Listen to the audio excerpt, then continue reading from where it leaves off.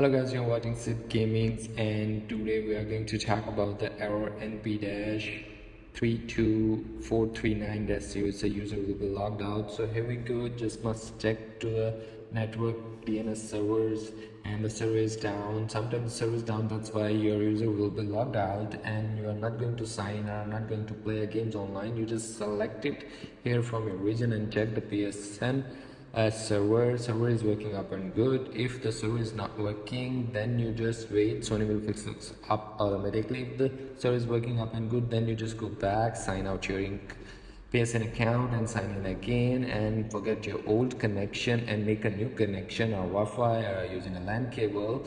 So after that it will be fixed. So that's how you can fix this up.